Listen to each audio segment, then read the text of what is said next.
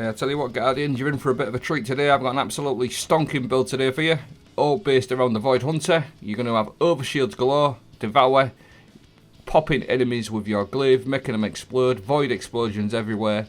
Stay tuned, they're going to break it all down.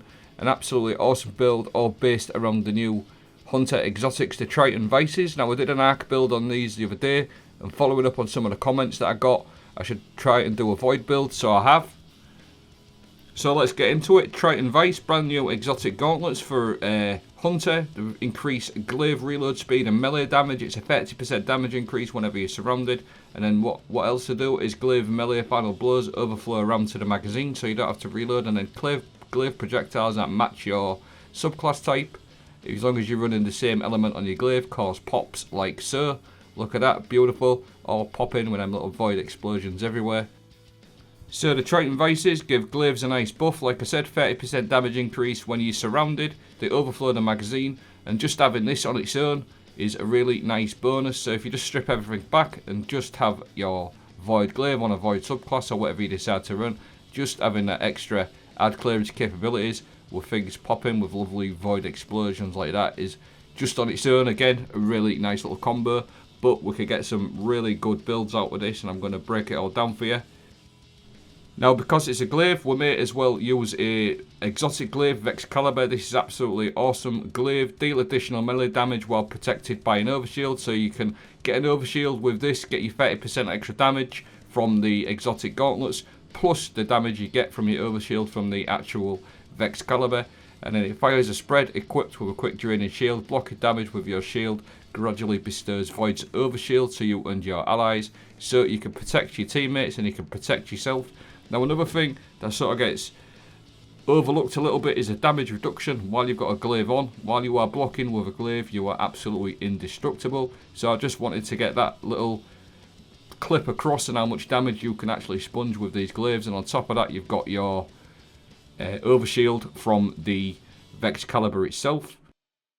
Now, if you just watch this clip, what I'm doing is I'm debuffing these enemies to create a void breach, which we'll go into a little bit more. Get that overshield, which works with your Vexcalibur overshields as well. And then we're just going to pop these enemies like so with the Triton Vices.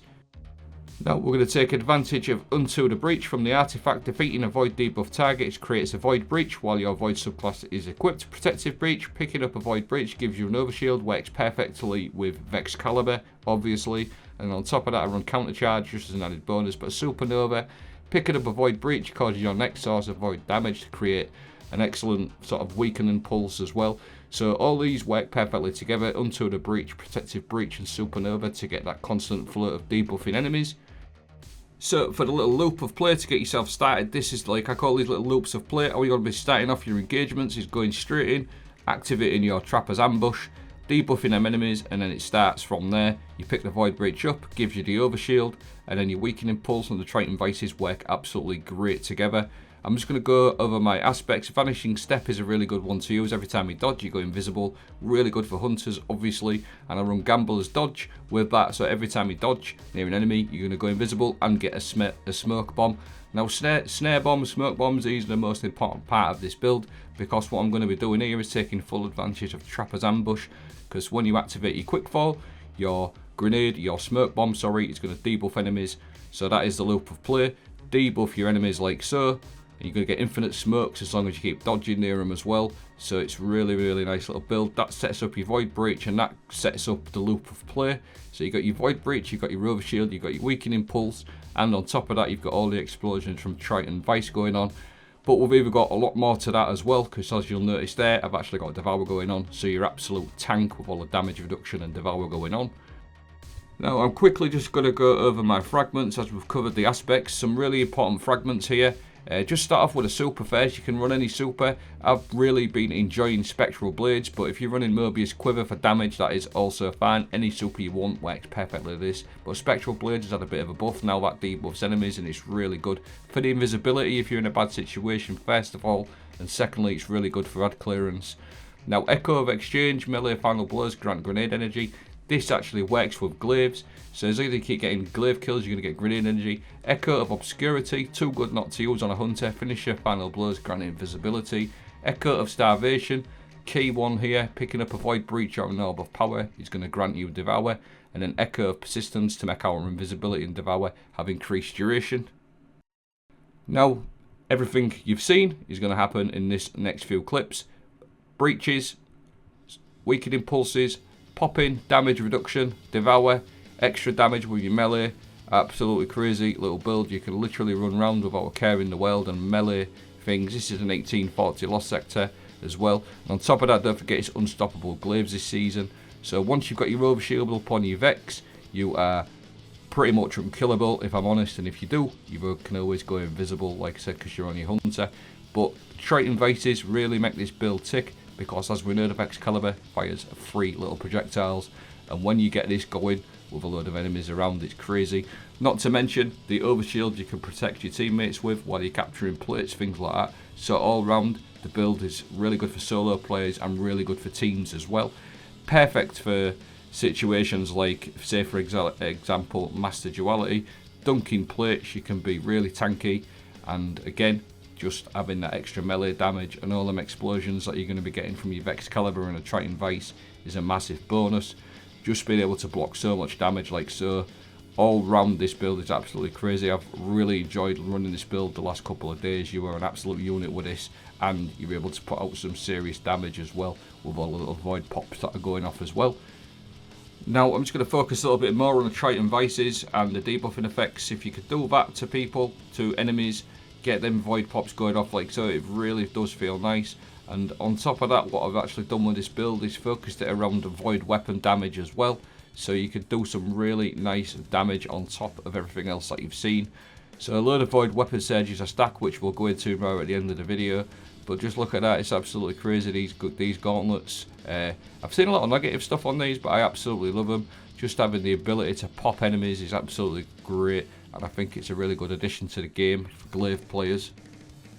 Now, just one more little thing I want to focus before I get more into my mods, but Echo of Exchange, as I touched on at the beginning of the video, melee final blows, they grant grenade energy, and this actually does work with glaives, so I just wanted to show you that working, just so on top of everything that you've seen, you're going to pretty much get infinite grenades as well, as long as you're getting melee kills. You'll see that suppressor grenade going up per kill, really fast regen time. I think it's about 10% per kill, so it's a really nice little fragment to run.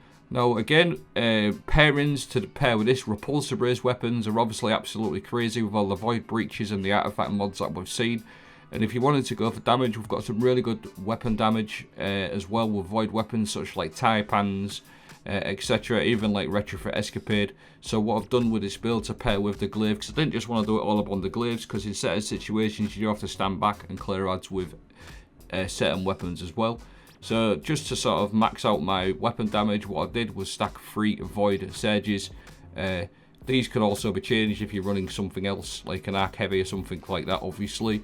But on my class item, Reaper is a really good mod to run on your Hunter, because every time you use your class ability on next kill, he's going to spawn an orb. And then Powerful Attraction works really nicely with Reaper, because every time you dodge, he's going to automatically pick up nearby orbs, which is just a really nice little bonus.